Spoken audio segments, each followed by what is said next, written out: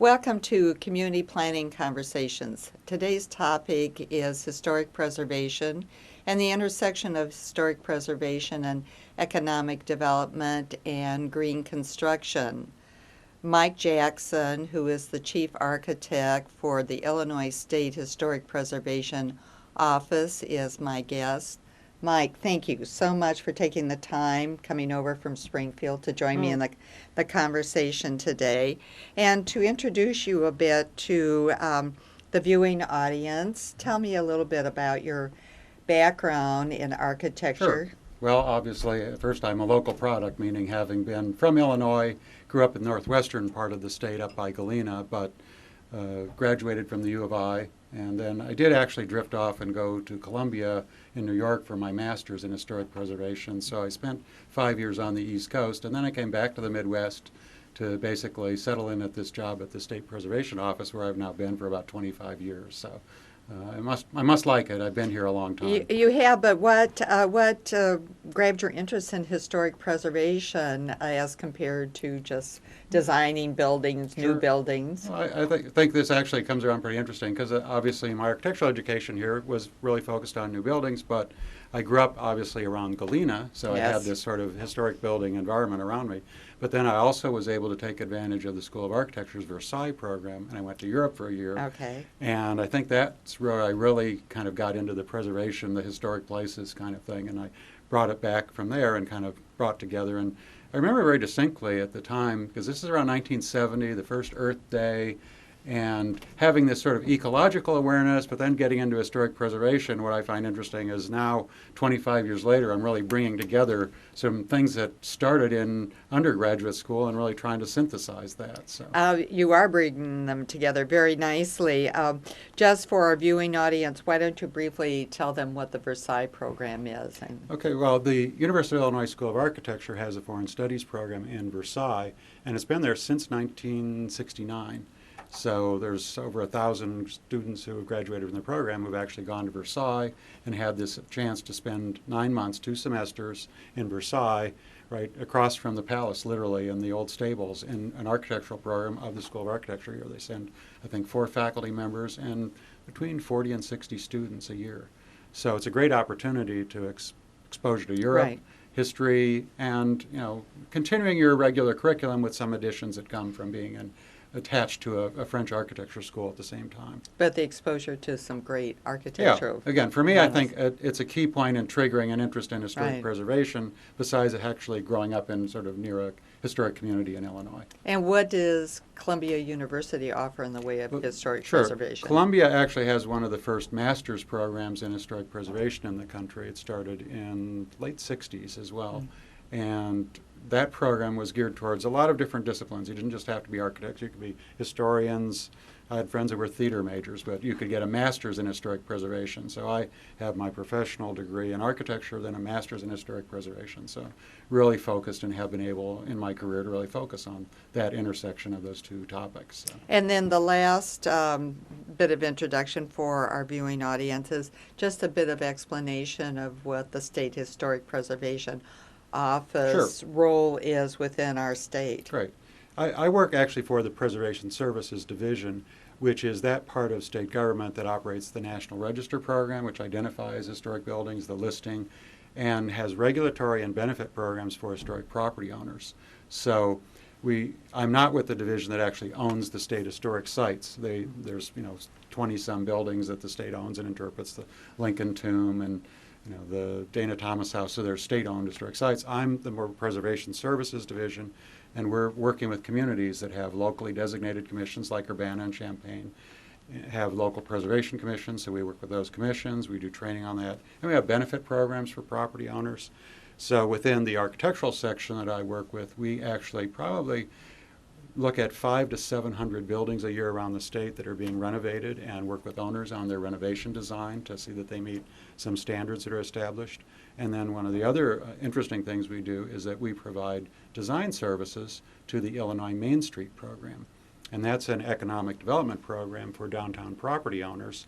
And there's now around 70 designated Main Street communities across the state. And in fact, Urbana is now and Champaign are both kind of in that initial stages of looking at this program and how does it work and where are they at in that. So that's a distinctive little part of the network that we work with downtown properties as well.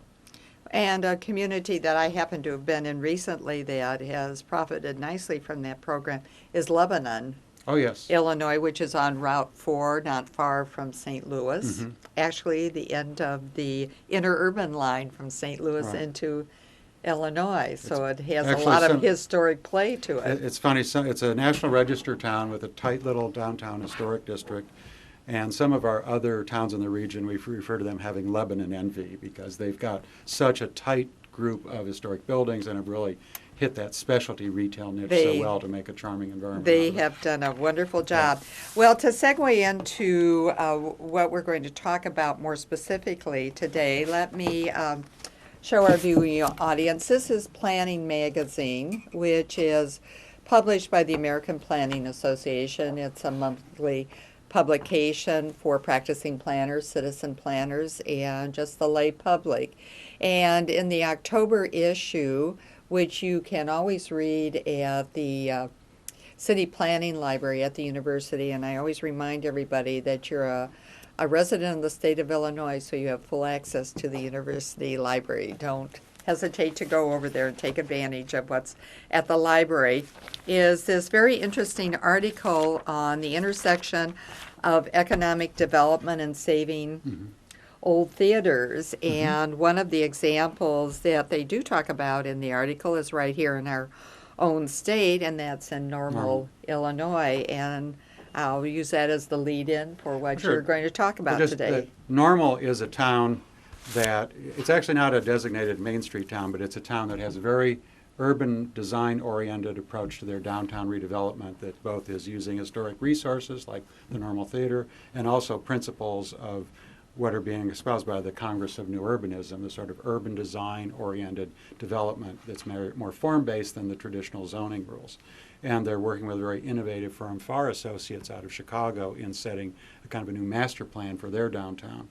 And it's interesting to me because Normal and Bloomington, being the Twin Cities, sort of the Urbana-Champaign thing, very similar to us, are both pursuing, I think, very good downtown economic development programs, but pursuing them very differently. And Normal is doing a more new construction, new urbanist construction, traditional form, but new because they're doing mostly new construction. Bloomington has a downtown historic district with the old courthouse square and has a much stronger historic preservation component in their downtown. And they're, again, using that historic component of building reuse. They're practically running out of buildings to reuse in downtown Bloomington because a lot of states and a lot of towns in our downstate area have a lot of vacant property in their downtowns. Bloomington is really filling up their older buildings downtown with residential primarily. and they have some wonderful old buildings Oh, yeah. in their downtown. Their- They have their nice courthouse- fabric. Yep, the courthouse square with the center of that and the buildings around it, and they're now moving into some fairly expensive condominiums downtown. So that it's not just a rental housing market, they're really moving to this new agenda of a new population. I think this is really exciting, this idea that more and more people are going to be moving downtowns and enlivening these community centers. And preservation is one of the approaches to how to make that happen. Right, and the old State Farm building is quite a handsome Yeah, and that's a building. handsome building, still used by State Farm as support offices. So they moved to a bigger center, On but they Veterans still Parkway. kept that facility as well. Right, and just to go back to Normal for a moment, and to remind the viewing audience, I've mentioned this before, Normal is the only community within our state that has a green building ordinance. Correct. And that folds back to what Mike was just talking about, the new construction that is happening in their smaller, very concentrated downtown, and that's the Children's Discovery Museum. And the fallout of having that ordinance went to the new Bank of Illinois building, which is, again, right in the downtown area, and that is going to have a LEED rating, which is a rating that indicates the amount of green construction that is included in the new building. So they've had some interesting fallout and combination of. Sure, and again, Normal, I think, is really championing this at a community level, this idea of eco-conscious design, urban redevelopment that's tight and compact and walkable, and, in a city that also still has a sprawling edge, too, so Yes, it they're does. doing both, but they're really championing this density in the downtown as a walkable place. But there again, it's more new construction oriented. The Normal Theater was their signature historic preservation project, which was done, I don't know, 5 or 6 years ago. And it's actually a community-owned movie theater in the downtown as a way to enliven the arts community in the community. And I know that in downtown Urbana, you lost the big movie theater, right? Yes. Yeah, so as an active movie theater. As an active movie Yeah. theater, we did And indeed. Urbana, the city stepped up to the plate as ownership and actually purchased the building, and then they have a kind of a community profit that operates it and shows, period movies and second run and keeps it as a second run movie theater in the That downtown. seemed to be a key ingredient in a couple of the examples Yeah. that they mentioned here, that what keeps them alive is volunteer. That volunteerism is important. Right. Beyond that, I think what's happening with the older downtowns is they're becoming arts and entertainment centers of their community. And if you add the residential component, the specialty retail, the civic component, and you pull that all together, you can make very lively and engaging places. Downtowns are struggling to still get the big box retailers back. I mean, it's just going to be hard for downtowns to bring that type of retail back. So we're not competing for that anymore. We know what we can fit into our building stock. Although I'm actually pleased to see we have some older downtowns that actually now have like multi-story big boxes. Naperville has a Barnes & Noble downtown. Barnes & Noble's on the ground floor. The parking deck is on the 2 levels above it, right on a critical intersection of downtown. So even some of these big national retailers are finding ways to enliven their downtowns and, again, creating a new building type that kind of is a little more density and combines the planning functions of parking instead of, again, having all surface parking lots. I'm glad you mentioned that example, because Whole Foods has done that in Evanston and others. So Yeah. to plant that idea that this can happen in Yes. communities is a good thing to do. Well, this is a wonderful segue to for you to talk about some of the issues that you Sure. brought along here. I brought up at the beginning this idea that in the 1970s when I was in school, it was the first Earth Day and there was this sort of eco-consciousness to design. And I was really interested in what could happen, what makes an eco-conscious building.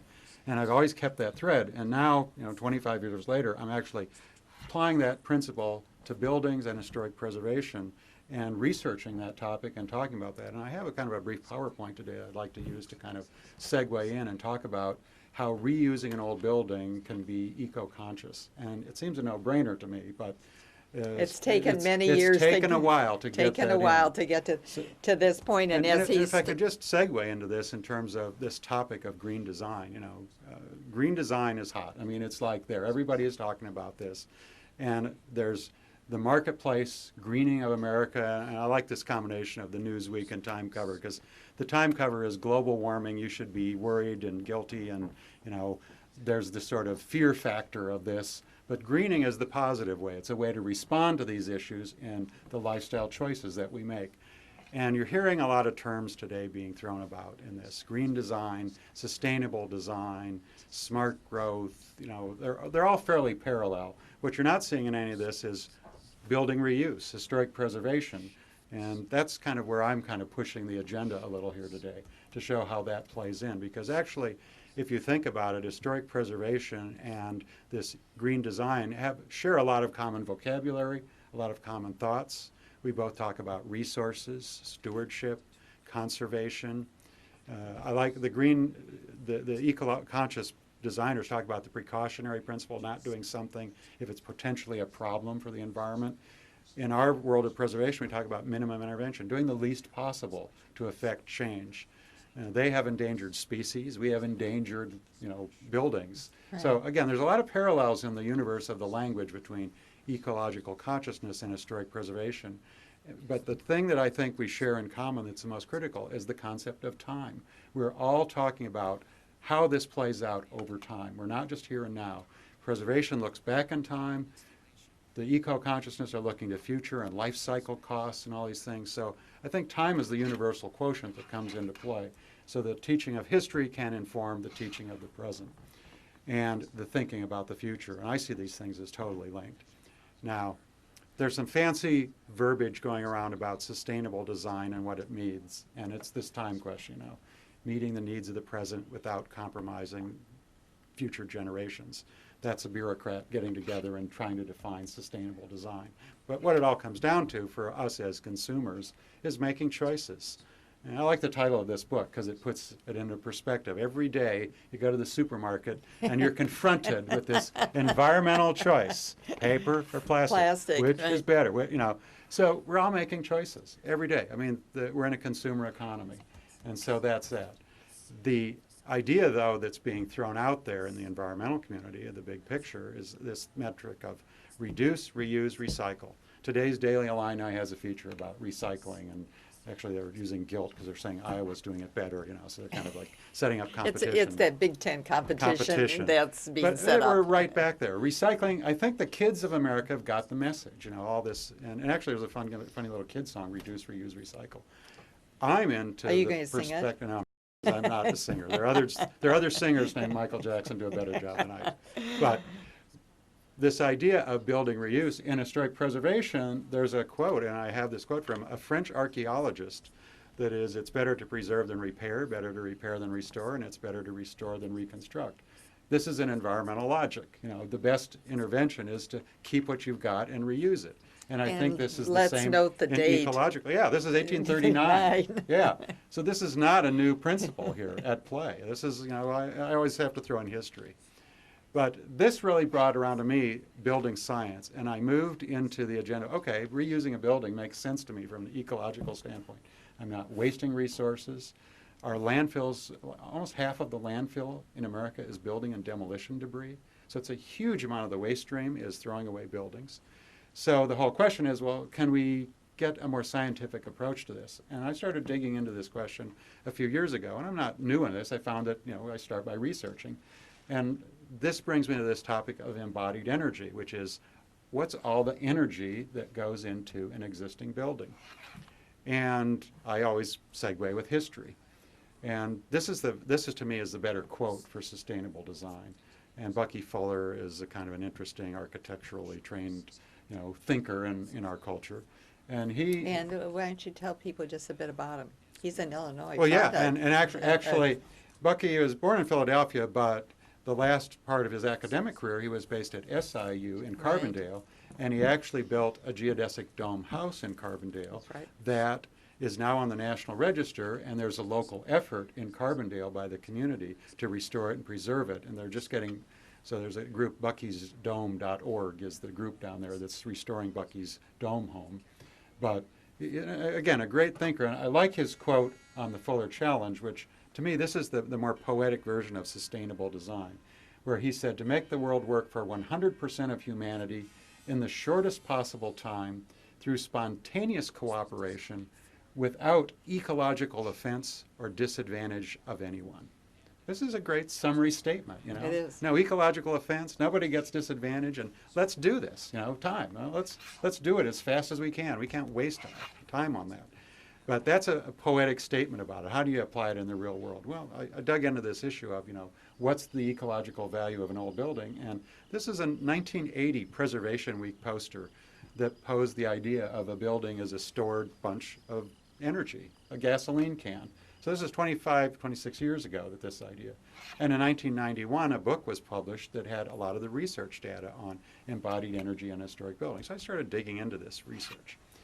And the embodied energy is the concept of all the energy required to extract, process, manufacture, transport, and install building materials, whether it's sawing lumber or making steel. And researchers have taken this topic and dug into a lot. I'm going to explain a little bit of that. But there's the initial embodied energy to create something, and then there's embodied energy involved in moving things around. And then over time, you still have to invest more embodied energy. So there's a cumulative effect here. We don't need to worry about all the details, though. Right, but don't rush past that. I think that people don't put a lot of thought into this, so this is a good topic to be bringing to people's attention, because if you took the column and added up the cost for new construction, which is normally done against the column of restoring a building, especially if it's one that's had a lot of benign neglect. So there'll be a lot of work involved. But then if we added to that column of new construction all the embodied energy costs, then all of a sudden the cost to restore a building becomes much less. Well, again, if you look at this in a more holistic way, and that's kind of what I've done with some case studies and some examples to actually get to where you're talking about. Good. But the embodied energy is great in terms of the accumulative embodied energy of America's buildings is more than the world's annual energy production. I mean, we're talking lots of zeros here. Right. You know. Right. And one of the things I found in researching this is that one of the pioneer researchers on this is a U of I faculty member who's still here, Bruce Hannon, in the geography department. He And is indeed. Bruce was very active in the mid-1970s on researching embodied energy of materials. And then he teamed up with an architect from New York, Richard Stein, who since died. And the two of them produced the fundamental studies that looked at the embodied energy of buildings. And their data is still being used today. It hasn't been updated. They were there. But they went through all the different building materials and calculated how much energy did it take to produce them, deliver them, put them into buildings, and summarize these. And just to have a minute of physics here, the unit of summary is the British thermal unit, which is in our system the energy required to increase the temperature of 1 pound of water by 1 degree Fahrenheit. And it's not very much. No, So it's a small not unit much. of heat. So you get into big numbers when you start to use BTUs. If you looked at your home gas bill and you pay by the therm, a therm is 100,000 BTUs. So you actually, every month when you pay your gas bill, you're using BTUs in that calculation. So anyway, this is the unit of measuring embodied energy. Lumber is low because the trees are natural, they grow. Brick and concrete and things that have some mechanical firing preparation have more. And then metals, aluminum is almost at the top of the embodied energy issue in terms And of. actually, I just came back from Virginia and went to Montpelier, and Yeah. they have taken off the stucco off of Madison's house, so they're down to the brick. And I asked them if they had built the oven right on the site to fire the brick, and no, they never fired the brick. They just formed the brick and Well, let them dry. So let them dry, so the energy variable Sure. would be much lower, though it Yeah, created a a rare very example. soft brick. Sure. So Is again, it- there are archaic materials, Yeah. and one of the problems with this data is that it's based upon 1960s construction Right, technology. right. So it doesn't universally apply, but you can use it to give a fair measure. Anyway, I've looked through these sort of factors for different building materials and summarized them here in a visual way. The other thing that they did that I thought was really interesting and informative from a planning standpoint is they actually came up with typical factors for the embodied energy of different building types. So if you own, a 2,000 square foot house built in 1967, that it would have had 1,400,000 BTUs of energy per square foot. Or I noticed 700,000 BTUs per square you're foot. using the example of Sea Ranch. You might tell people what Sea Ranch I, is. I picked examples because this data was gathered from the late 1960s. I picked examples of buildings from the 1960s, and Sea Ranch was one of the buildings of the residential style from I'm going to say about 65 out in Marin County, California, that was kind of like, this is the new style of the time. So, Right. so the examples, here's one that I think the Urbana residents may be able to relate to more easily. Lincoln Square, I think it's 1964, and actually recently added to the National Register of Historic Places. This may surprise you, but Victor Gruen, the architect and planner on this, was kind of one of the seminal architects in master planning urban shopping centers. Right. And this is one of the best preserved of the early shopping centers that he designed. And so on the basis of that, it was recognized with a National Register listing, and it's undergoing an historic rehabilitation now. We're working with the owners on that. But in terms of a retail type, this figures that I'm showing, it says 940 with an M, that means 1,000. So that means 940,000 BTUs per square foot. And that's every square foot of construction. Lots of energy. Lots of energy. Education buildings are higher. Here's the Yale School of Architecture from, again, right around 1970. And so, again, examples of that era. And who's the architect? Paul Rudolph is the architect of that. Champaign residents may think of the Christian Science Building and go, oh, same architect. And obviously that's been lost now, but that was one of Yes. his little jewels here that It was. unfortunately got demolished. Office buildings, here's the City of Chicago Tower, a fairly high embodied energy, and office buildings have a lot more steel, metals in them, metal And glass. and glass, but it's the metal that really drives the equation up in terms of materials. And to summarize that, and I love this picture of an old gas station as a It is. building, how do you relate this as somebody just day-to-day, what does this mean? I mean, BTUs, come on, it's like too much physics here, The average mid-20th century building, by their calculations, has between 5 and 15 gallons of gasoline per square foot in embodied energy. At the low end, 5 is a simple wood frame house construction. 15 at the high end would be a complex, hospital or laboratory building, something with lots of metals and various operating systems. So the embodied energy, 5 to 15 gallons of gas per square foot. And multiply that times yeah, the cost of gas right well, now. yeah, so if you want to say how much is your building worth in embodied energy, at $2 a square foot, your building's worth at least $10 a square foot just in the gas that it took to build it. So where do we go with that data? Well, there's some needs to update it. That's some older data, but today I don't want to focus so much on the details because I'm going to talk more of the planning big picture. And trying to calculate the embodied energy of an existing building is actually kind of complicated. There's a lot of fudge factors you end up having to apply to this. So the science is really good of a brick has this, but when you're actually trying to figure out how many bricks are in the building and what it's all made out of and how it's put together, you can do it in a new building when you're really accurate. When you get into older buildings, there's some fudge factors in it. It's like how many jelly beans are in the yeah. jar. But for the purposes of planning, the issue that I've discovered is that in the business of doing ecological design, the focus has all been on operating energy. And this graph suggests that over the time of a life cycle of a building, 75% of the building's energy is the operating energy, 15% is the initial embodied energy, and 10% is the recurring embodied energy. This, of course, is a time-weighted document. The shorter the time the building lasts, the more important embodied energy is. And so this is a deceptive factor, and this is where we get into building science and trying to look at this. But this is, I think, where most of the eco-conscious designers are concerned is the operating energy of buildings, making them more efficient from operating. They're not as focused on embodied energy. But I did the calculations to go, well, wait a minute, let's compare. If I have an existing building that is a typical commercial building at the mid-range of operating energy, and I compare it to a new highly efficient building, the highly efficient building that you'd build today, the ratio between operating energy and embodied energy is 34 years. On an old building, it's 17 years, meaning in 17 years, the building existence, it will use up the amount of energy that it took to build it. And that's not a very long time period. Basically what it says, we need to focus on operating energy. We need to make them more efficient.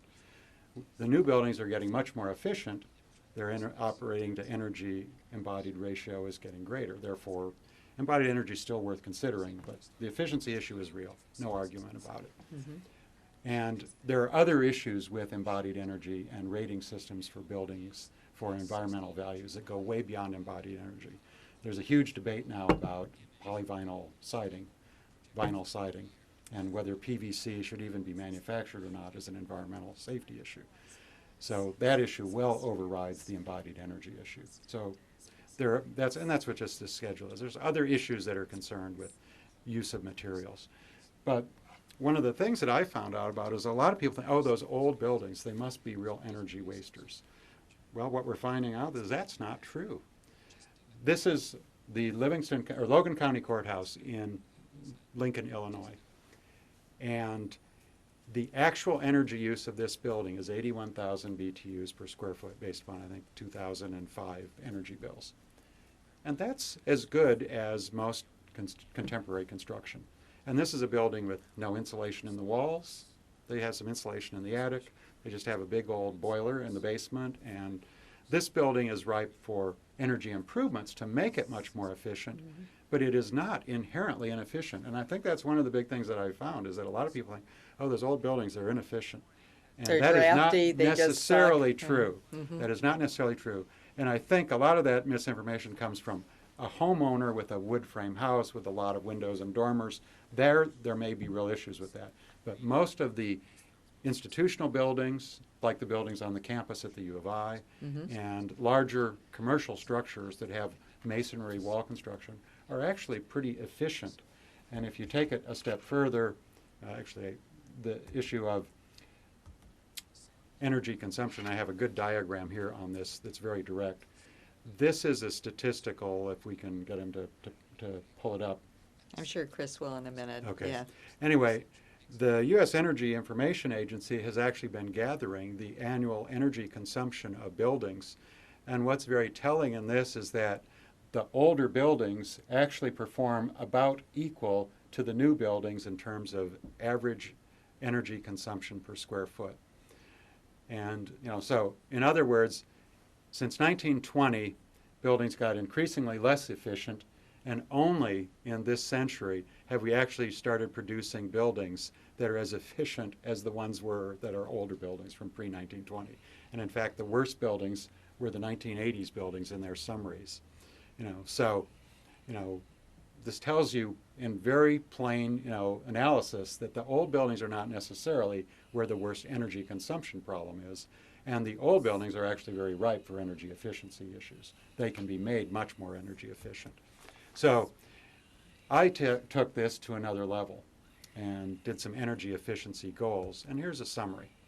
I wanted to compare if I built a new green building or I fixed up an old historic building and made it more energy efficient, how long would it be before society saves any energy? And here's my comparison. I was using a new school, old school. And basically, the question I'm posing is, if I'm going to build a new building and I want to do it because I want to save energy, and my new building's going to be more energy efficient, how long do I have to last before I achieve that energy efficiency? Okay. The answer is 34 years. Now, if your new building doesn't last 34 years, there's no net gain. And, basically, that's doing nothing to the old building. That's just saying, I'm going to build a new one, the total embodied energy. Same question, what if I demolish the old building? Well, then it even takes longer. Right, because you've got all You've those thrown away. And what I did is I counted the negative, you threw away, the embodied energy you threw away counts as wasted energy. Right. So you count the wasted energy, the embodied energy of the new construction, and you look at this, society isn't going to save any energy for 57 years. And did you add into these figures what Bruce Hannon added, and that was the wear on the road to take it to the dump and the wear on the road to bring in the new materials? Okay. No planning agendas. I haven't Okay. done anything like that. Okay, but that would even raise your figure.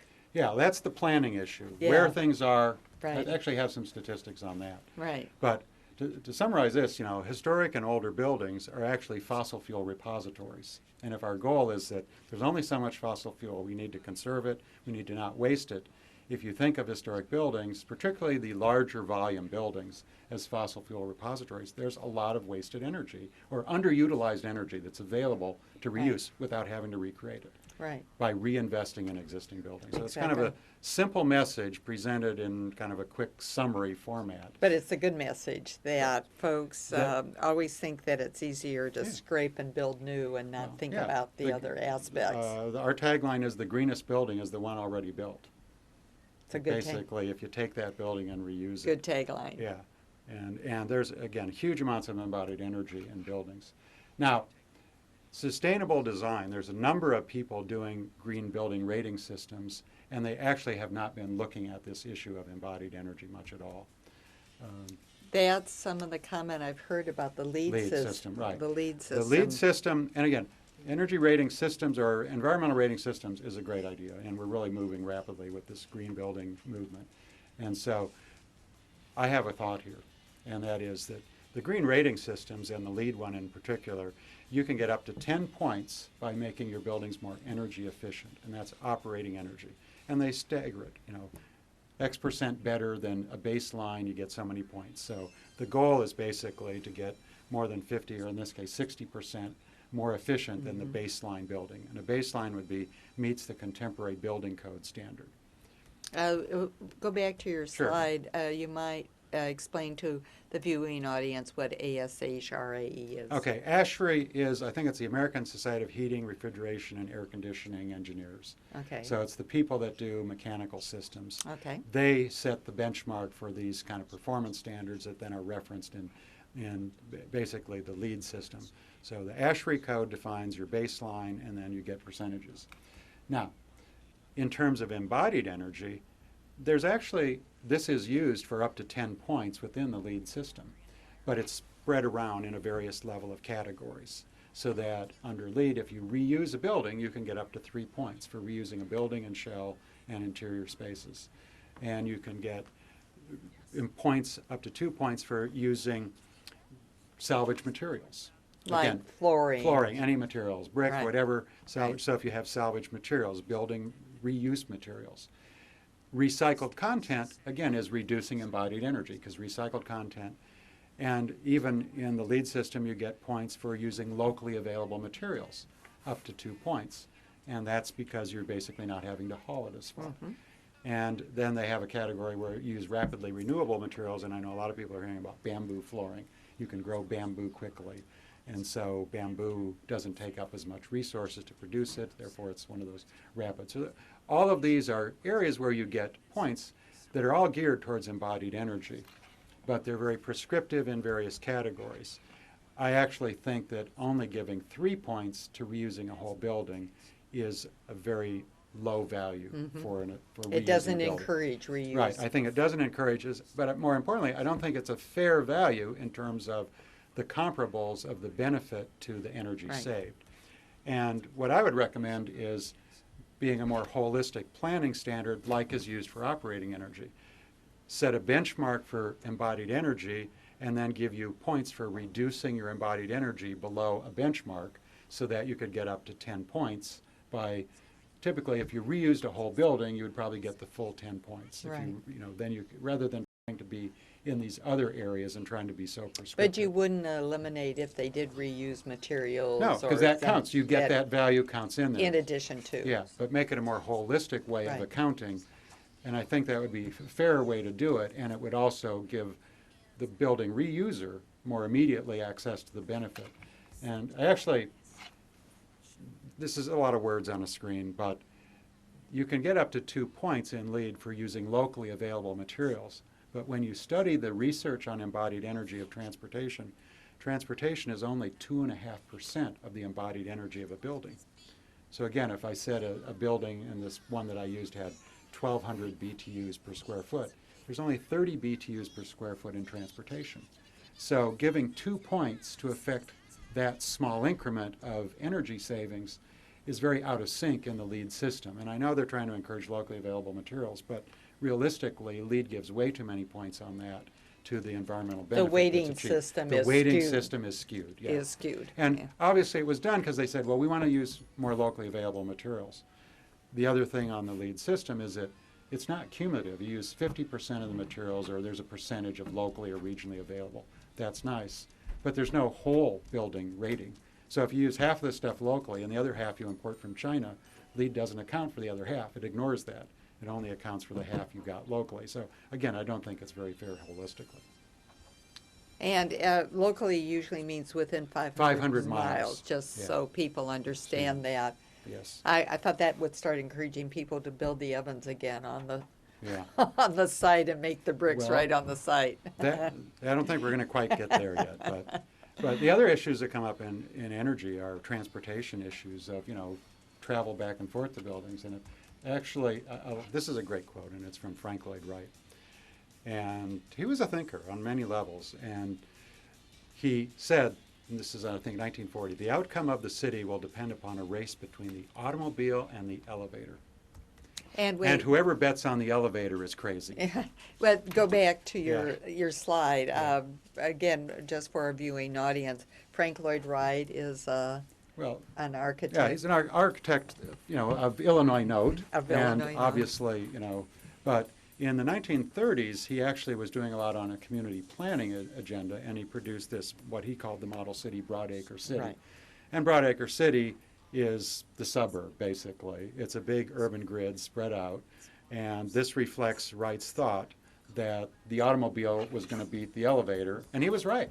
In the 20th century, his model that he predicted is more the way cities grew. That's right. And this is actually a picture of one of Frank Lloyd Wright's automobiles. He was into cars, but so. And he always painted them this Cherokee red color. That's right. That's one of his favorite colors, right. colors. So he had to have his cars custom colored for him. But basically, he set this idea of transportation and we'd be sprawling, and he was there. Well, I took this issue to another level and did some research and investigating.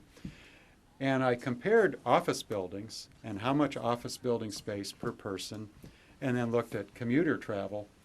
And if you, again, I'm using BTUs per square foot, and if you use a very efficient 40 mile per gallon vehicle, the average consumer or average commuter in an office building is using 42,000 BTUs per square foot per year of energy traveling back and forth to work using their car. So what this shows is that if your vehicle is fairly inefficient, and 23 miles per gallon is about the midpoint of efficiency, basically we're using as much gas to get to work as they're using to heat and cool your building at work on an annual basis. What this That's tells, one person. Let's for one underline, person, right? underline one Right, person. and I'm using this statistical variable that basically what it says is that if we want to be more efficient as a total economy, we make our buildings more efficient, and we need to make our commuting more efficient, whether it's through location tightening Right. or building or efficiency of Right. vehicles. Because all of these are strategies that are going to be needed to meet the impending 21st century crisis in fossil fuels. But we're basically spending as much energy per person going back and forth to work as they are at work heating and cooling the space you work in.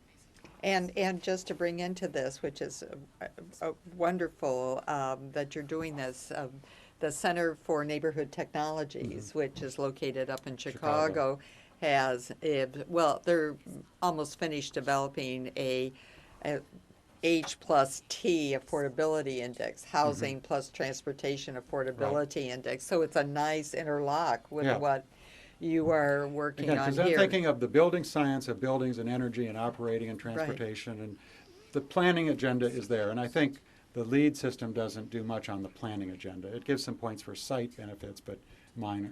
So Right. I think there's a very important need for site issues to be dealt with. And on the historic side, I have to say, historic planning areas tend to be tighter, urban, more dense settlements. Of course, I'm showing one of my favorites here, Galena on the right, and then on the one on the left, I don't know where it is. It's anywhere USA. And Galena, for those who tuned in late, hometown for you. I actually grew up just south of Galena in Joe Davis County, Right. yes. But anyway, traditional historic cities developed with a density that matches where the best of the green densities are at today. And you don't have to achieve, Manhattan to have a fairly good walkable urban density.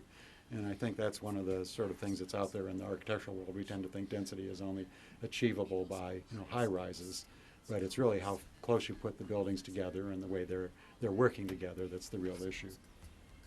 Now, to segue off some sort of last issues with this eco-consciousness. The eco-consciousness is really there in the architectural community. It's really ramping up, but I'm going to play off two terms that are sort of contradictory. And one is what I call conspicuous conservation. And I didn't invent this term. It came from a Chicago area architect. And this is a house that has got a website. It's an owner in Evanston who wanted to do an ecological conscious house.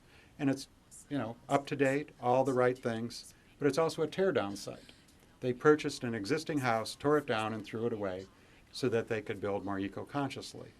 And there is no accounting for the tear down loss in the pattern here.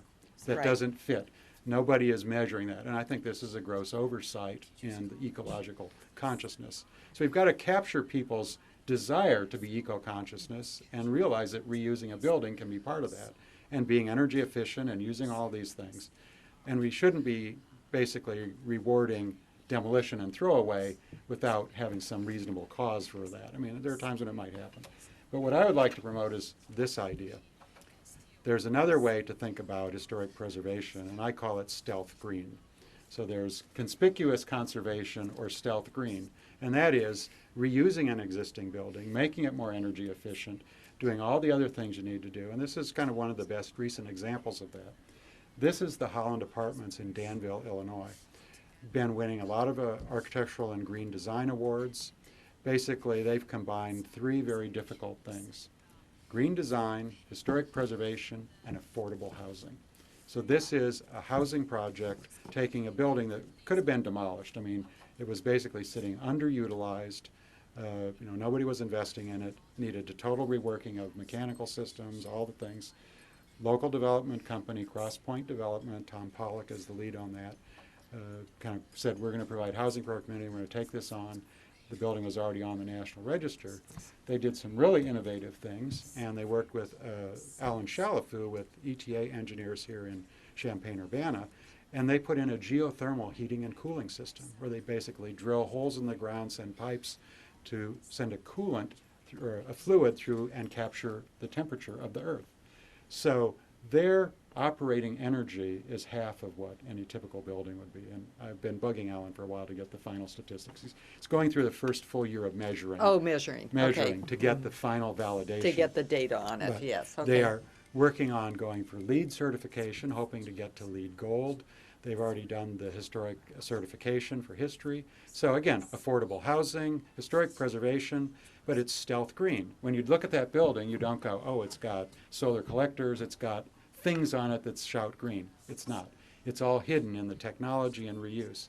And I think this is one of the problems of our culture. We're so hip to what's new and this idea that we've got to look green that we haven't realized that you can be green without looking green.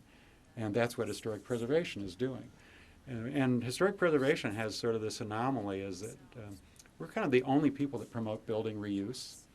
I thought about this for a while. I said, is there an International Institute for Building Reuse? And it doesn't exist. It's like, nobody is promoting reusing buildings. The design community is promoting eco-consciousness, and there's a strong market and a lot of positive things. But only the historic preservation people are really saying why to preserve things and reuse things. And I think reusing buildings for ecological purposes as well as cultural is why this value system all comes together. So that's kind of where I'm kind of coming to with all this. We preserve things for cultural reasons, for community development, for the value they have beyond just their ecological consciousness, but you add this eco value to it, and this is a win-win strategy. And I'm hoping that we see more stealth green going on in the future. There's no downside. No. Not, it absolutely captures all these contemporary and when values. I heard you give this information previously back to that house in Evanston, I thought you had done some calculations on how many years it would take before that Sure, house and it's paid itself off correct. from the energy Right, aspect. and again, if you demolish and throw away a building and you count the negative throwing away, you're adding like 30 to 40 years to achieve any ecological energy savings cumulatively. So the gain on that was Yeah, and again, nothing. if you look at reusing a building and then just putting in the recurring embodied energy and making it as efficient as the new one, that's the win-win. That's the best, most efficient use of resources. Now, you have to start with a building that has the capacity to handle that. There's some buildings that aren't going to work, but for the whole, the bigger, older masonry construction buildings are going to work for this. They're perfect for this kind Yeah. of. And other examples throughout the state. You're so familiar with what's going on in the state. Do you have some other examples that we can share with the viewing audience so as they travel throughout the state, they can take advantage of this and look at some of these? I think the gathering examples of historic rehabilitation that have gone for green criteria and matching is a national agenda. It's actually international. And there's a group that's doing that, and that's the Association for Preservation Technology International, and that's apti.org. Oh, okay. And A website. yeah, and the All right. apti.org website actually under the bulletin boards has a sustainable heritage bulletin board, and we've posted probably about 50 different eco-conscious historic rehabs in the U.S. and Canada, because our network is both countries. So that's a nationwide or international list. The Holland Department in Illinois is the only one right now I know in Illinois that's actually one of the first in the country to combine historic preservation, Wow. LEED, and affordable housing. So they've hit, again, these three really good social goals. They've hit wonderful social goals, and that's an example here in our own state. State. So other communities within the state say, we can't Yeah. do this. We now have a very concrete example of Yeah, it this can be done. happening. And while we're talking about websites, we did not get up on the screen the website for your office, so why don't you mention that? It's actually pretty easy, illinoishistory.gov. And that's for the Illinois Historic Preservation Agency, which I'm with the Preservation Services Division, but when you go there, you're going to find out about Abe Lincoln, because he's our #1 guy. So first you'll find out about the Abraham Lincoln Presidential Library and Museum, Okay. which I encourage everybody to go visit as well. All right.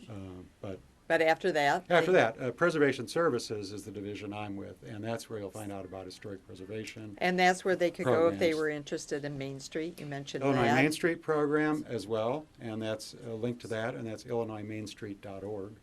And Okay.